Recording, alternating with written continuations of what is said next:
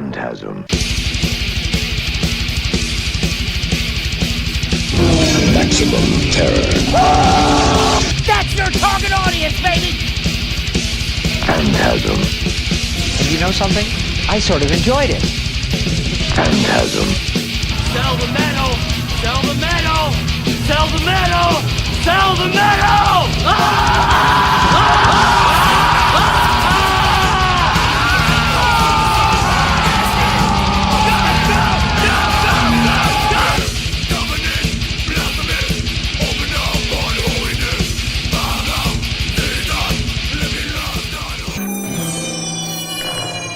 Phantasm. Hey, this is Dr. Vincent West, Medical Doctor. This is part 2 of our interview with KK from THEM and their new album Fear City, which comes out October 28th on Steam Hammer. KK, thank you so much for doing this today. You're welcome. Thank you so much. I appreciate you doing this. I'm a huge fan of the band. So let's jump right into track 1. Sure. Tell me about Excito? It's Excito. Excito. Sorry. It's Excito. It's Latin for wake up. So KK is woken up. It's 1981. The year is 1981, and KK, in the previous album, he died at the very end. There was this underlying force called the Crimson Corpse who wanted his soul from the first album, and KK actually resurrected one of his lost children's soul into a body of a girl he sacrificed in the first album. This actually happened at the end of Return to Hemsmore. Gotcha. And KK was tricked into thinking that the soul that he brought back into the vessel of Mary Hawthorne was his daughter, Miranda. However, it wasn't. It was the Crimson Corpse. The Crimson Corpse unveiled himself and took him into the bowels of hell. And KK died. KK left behind his assistant, Remsen. And Remsen is lost. He's like an Igor-like character, right. A maniacal Igor-like character. And he was lost. We released a song December called Encore, and that actually segues from the Return to Hemsmore, which was the time period was in the 1800s, into the 80s. And how that happened was during the song Encore, KK tells Remsen, his assistant, don't forget your bloodline. It's of great importance to us. You have seed to sow. And KK just realized that, and he was saying this as he was getting sucked into the ground.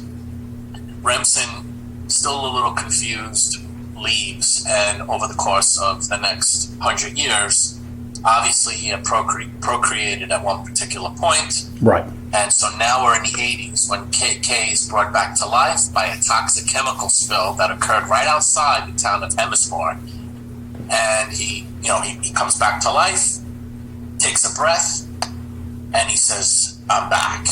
And he now knows, not at that second, but moving forward, he knows that he has to figure out what's going on.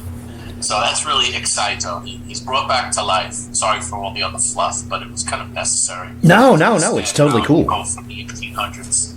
Yeah, you go from the 1800s to 1981, just like that. It's awesome. That's how that happened. So that's the intro track. And then track 2, Flight of the Concorde. So Flight of the Concorde is a song where he actually has to travel back to the United States because he's now in Hemsmore, right, which is a little town nestled within borders of Austria. Okay. He needs to get back to New York because that's where the descendant, he finds out that's where his descendant of Remsen is. Oh, okay. He needs to track him down. So he takes a flight on the Concorde, which is terrifying. It's terrifying to him because all this technology is just so overwhelming. in the 80s, and it's just a little much for him. And that's where we're on Flight of the Concorde going to New York. It's amazing. This record's so awesome. Let's see, track 3, Welcome to Fear City. So Welcome to Fear City, he finally gains control of his thoughts and his feelings with what's happening around him. He's very focused. He knows he needs to continue looking for Remsen's descendant, his great-great-grandson. Right. And he is he's going through, New York City looking for this descendant. And, there's crime, prostitution, graffiti, filth, grime, dirt. It's just, it's a very gritty time for New York. And he's very overwhelmed, but he's still hurting from the loss of his family that his nemesis Peter Thompson had destroyed on the beginning of the first album. So that really makes him focused. That pain, that constant pain that he carries around. And in the middle of the song, he basically states that he was once a happy man, and now he's not, because this despicable person destroyed his family, and he's out to finalize things once and for all. And that's Welcome to Fear City. It's amazing. Track 4, Retro 54. So Retro 54 actually takes KK in his travels to Studio 54, where he finally locates and tracks down his assistant Remsen's great-great-grandson, whose name is Ronaldo. Ronaldo is a typical 80s elite Brooklynese with a Brooklynese accent, and he actually, he's wearing a tuxedo. He's in Studio 54. That's where he meets Ronaldo, and he doesn't skip a beat. He just says, we need to find Thompson and destroy what's left of his lineage, and he needs to know, needs to get to him. He needs his help. And Ronaldo tells him that I know just the person who can take us right to him, and that's Retro 54. It's amazing. Track 5, An Ear for the Action. Okay, so track 5, Ear for an Action. We have 2 tracks like this, which is the tip of the hat, paying homage to the movie The Warriors, where there was a radio DJ. That radio DJ comes to play here, where she is notifying Minister Thompson's men, because there's a twist at the end of the story. Minister Thompson's men, the whereabouts through the radio program, where KK's on his way, where his whereabouts are, and they need to do something about it in code through the radio transmission. And that's Ear for an Action. It's just an interlude. It's about a minute long. It's really, really cool. I love the Warriors homage to it. It's amazing. Track 6, Graffiti Park. So KK and Ronaldo find themselves being tracked down in Central Park as they're traveling to find the person that knows the whereabouts of Minister Thompson, who is the great-great-grandson of Peter Thompson. Nice. KK's nemesis. So they're cornered at one end of the park. They escape barely through an underground. KK doesn't know it as a subway, but it's an underground escapeway, which is a subway, and that's how that ends. So fucking cool. Track 7, 191st Street. So 191st Street is actually there's some fact and fiction revolving that 191st Street happens to be the longest, creepiest underground tunnel in the Northeast as far as connecting the subway station to the street.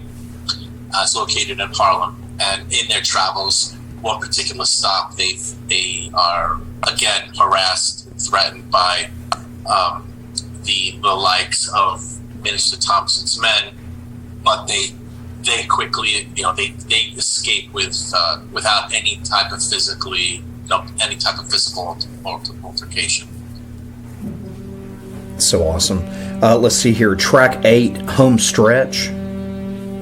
So Home Stretch is another interlude, but it has a dialogue from the three of the main characters of the story: KK Fossor, Ronaldo, and Valerie, the streetwalker, or Valerie the prostitute. Right. And KK is brought to Valerie, who finally gets to meet her face to face through Ronaldo as the means to that occurring. And Ronaldo basically, he introduces Valerie to KK, and she knows exactly where he is because she slept with him.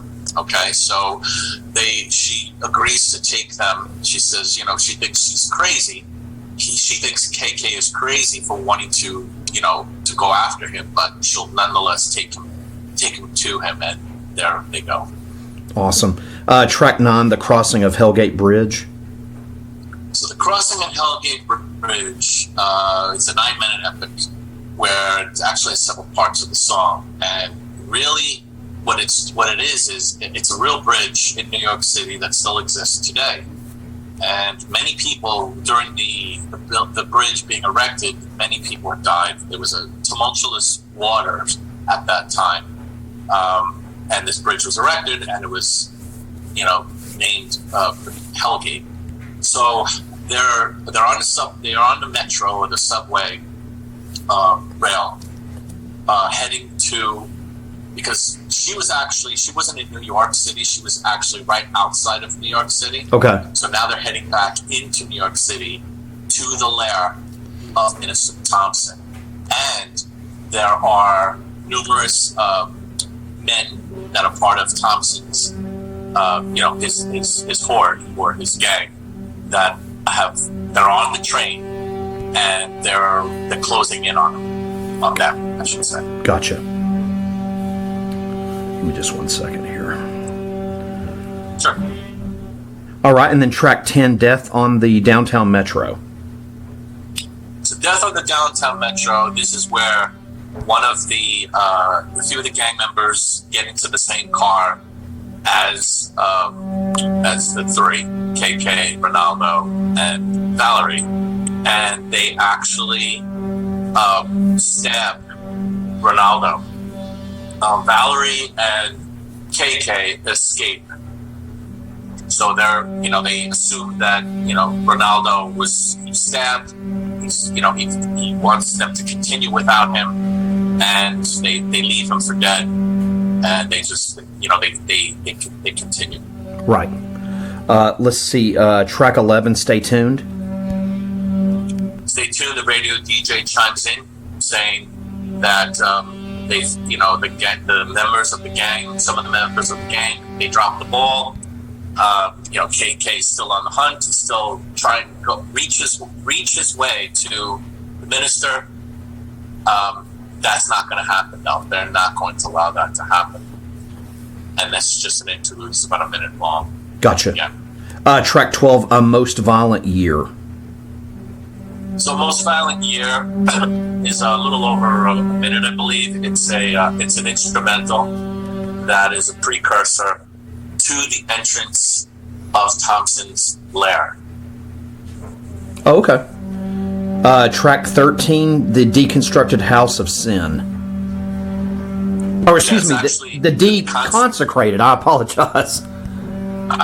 Yeah, that's okay. It's a mouthful. The Deconsecrated House of Sin. And where the lair actually is, there's a church that in the early 80s was converted into a club called the Limelight. And in the Limelight, a lot of shenanigans took place. A lot of crazy stuff took place as a club. But before they did that, the church itself was deconsecrated, and it's a house of sin, because now that's what it turned into. As far as the lair itself is located in the basement of the consecrated house of sin. And they actually, towards the end of the song, Valerie points out to KK, because Ronaldo's not even in the picture right now, that here we are, this is the door. And KK states that, as we get closer, just, have no fear and just stay focused. And we need to, end this now, once and for all. Right. And track 14, the final track, In the 11th Hour. So In the 11th Hour is an outro. And what it is they open the door to Thompson's lair. And Thompson immediately goes into his shtick, because he's a televangelist. His front is a televangelist. Oh, wow. And he actually is, he's saying, praise the Lord. Satan is blasphemous, and I'm going to expel Satan from you, KK Fossor. And then the door closes. And then he turns around and he says, now, I can kill you the way my great-great-grandfather was supposed to. And Mr. Fossor, did you actually believe that you would simply walk into my house and leave unscathed? Men, take Fossor and his friend here over to the altar. And he says, stay a while, stay forever. And it pretty much ends on that note. It turns out that Minister Thompson, that's his front, he's really the underground kingpin of New York. And so now we don't know exactly what has happened. Was KK killed and Valerie killed? Did they escape? Did they, what exactly happened? He's now face to face with the last descendant of Peter Thompson. And his goal is to destroy him so that the evil that has plagued his family all this time can now be put to rest and just get rid of the evil. The evil's gone. His family can actually rest in peace.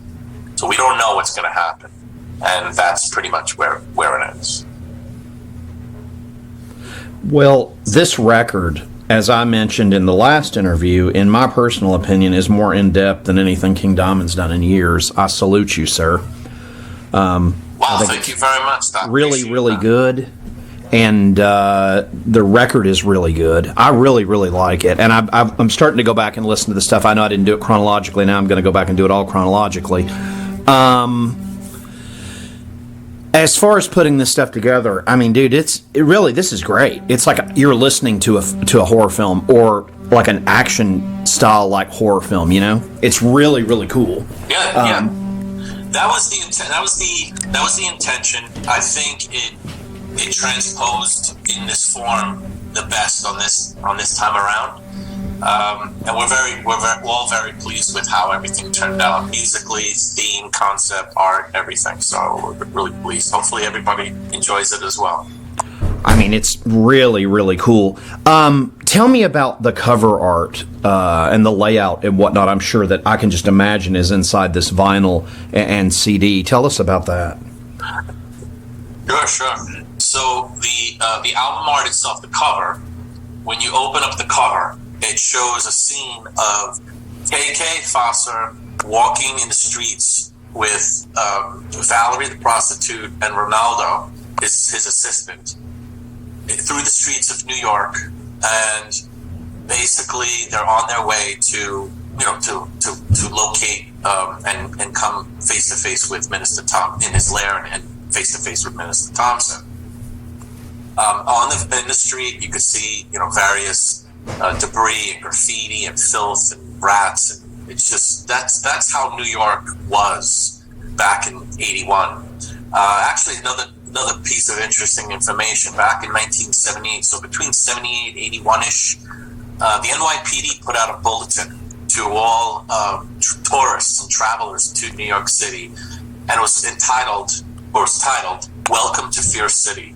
And it had a picture of a Grim Reaper on it. Oh, wow. And it basically stated the do's and don'ts in New York City during your stay there, what to avoid, what not to do after dark, etc.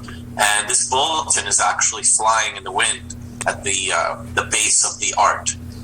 If you look on the back part of the album cover, again, if you envision it completely opened up, it's one picture, right? So on the back of it, there's a part of the image underneath Hellgate Bridge looking over the skyline of New York City at the time. And there's just this mist, and there's some debris in there as well. And you see, of course, you're going to see the Twin Towers because they did exist in 1981. No disrespect to anybody, because we've actually had some people make some comments, and is that not that they were upset, but hey, look, it was just trying to be accurate as far as whatever is real in the story, because our landmarks are real. They're in all four albums that they're real, right? But they also have like this fictitious element that surrounds them in the form of the story. So again, New York City, 1981 had the Twin Towers. You see that. It's a pretty amazing artwork that was actually created by Mario Lopez. He's a phenomenal artist that does many bands covers, and he's just incredible. We're actually working on a graphic novel that will release in the future. It's amazing, dude. So it'll be, yeah. Hopefully he'll do it. He said he will, but I don't have the story completed yet. But as far as to put in print. But hopefully he'll be doing the graphic art for that as well. Trying to be consistent as best as we can. We really enjoy his artwork. Well, I mean, as a comic book fan, I think that's also just awesome. You're going to put this so it's going to be all of basically the albums in chronologically in a graphic novel. Correct. It's amazing. There might be separate books that put together, form the whole story. I think that would probably be the best way. So as we go on, we can if we release another album, then we can have another book to correspond with that. I think that would be really cool because, we're comic book fans as well. We're horror fans, so love movies, we're movie buffs. So that also coincides with, our likes and our passions as just regular people. We love that stuff. Let me ask you this too: are you guys? Do you have any shows coming up? Are you going to be doing some stuff abroad or anywhere? Or? Well, the plan is to do some sort of tour as a direct slot for a large event next year. Only because, from what I understand, smaller shows and smaller tours are still being canceled. Even some larger tours are being canceled overseas, and what COVID shit really still wants us to perform. Yeah, it's COVID related. I don't see that here personally. I mean, there's shows all over the place, and they have shows there too. But from what I understand, they still are canceling shows, and because we have half the members are on one continent, half are on the other. If you has to book something, it has to be 8 months in advance, and then if it's canceled, it's just we lose a lot of money, and it's not conducive, to moving forward. So that's smart. Trying to wait to a point. Yeah, we're trying to wait for a point where we can actually know for sure we're going to go out, and because as it is, if you're preparing for a tour and then someone gets sick, you have to deal with something like that, or something like that, if someone gets hurt. We've had that happen too, and it really was really tough to rebound. But moving forward, once we have the ability to know for 100% that it's not going to be canceled because of COVID, then something will be booked. But right now, it talks about spring. So we'll have to see. As far as the U.S. is concerned, I don't know. It would have to come out after that. So there might even be another album out before then. I'm not sure. I'm really not sure, but we'll see. I would imagine your all's market is. I would imagine most of your all's market is Europe. Oh yeah, it's strong. It's stronger in Europe than the United States. Oh yeah. But, we do have quite a bit of people. Because looking at the reports. There's quite a few people, there's quite a few sales here, so the majority are Europe. I mean, I've always been amazed at how certain types of music just do better in Europe. I think metal in general, I don't know what your thoughts are, but I just think it just does better, in Europe. So that's just my opinion, but it seems like it just does a hell of a lot better. I think I lost you. Oh, I'm sorry. I'm not sure what the hell just happened. That's okay. You cut out. Can you hear me at all? Yeah, you had cut out while you were talking. Oh, okay. I'm sorry. I'll repeat what I said. Sorry, this goddamn app just went into some kind of safe driving mode. I'm not fucking driving. Anyway, sorry. No, what I was saying was I think metal in general seems like it does a hell of a lot better in Europe. Oh, yeah, I agree. I mean, it seems like whether it's touring shows and really any genre, death metal, black metal, power metal, any AOR, anything, seems like everything just does better over there. And maybe I'm crazy, but that's what it seems like to me. No, you're right. I totally agree with you. They I don't know, they embrace it differently than people in the United States. And, it's been like that for a long time. Yeah. You still have metal still big in the U.S. too, though. It seems like it is. Come around. I'll be honest with you, though, KK. It seems like it's very watered down. I know at least for the stuff that I'm into, like death metal stuff and power metal stuff, it seems like it's few and far between. It's like the stuff people are into here that they call metal is not something I necessarily would call metal. Right.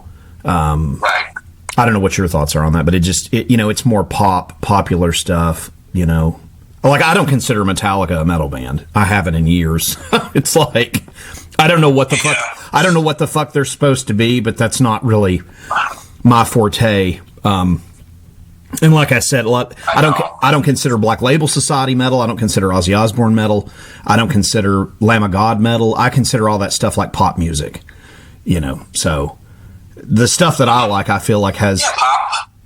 What's that? Well, I was going to say, pop or rock.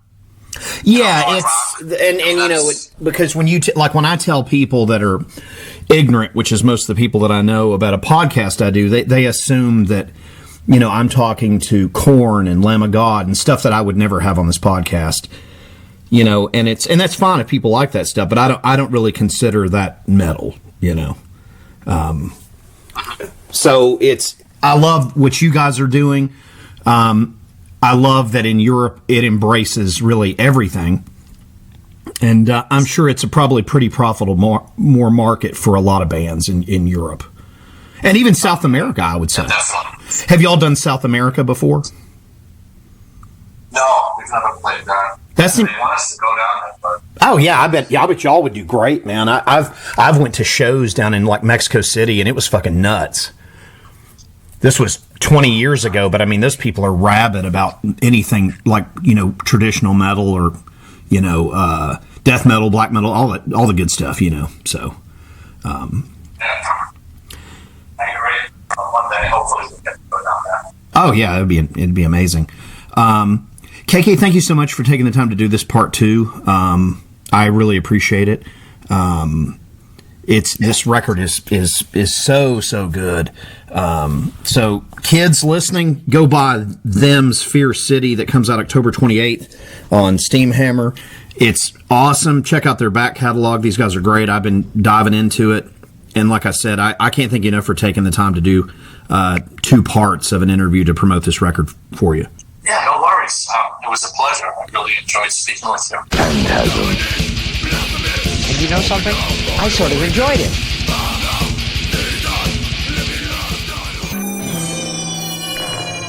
Phantasm.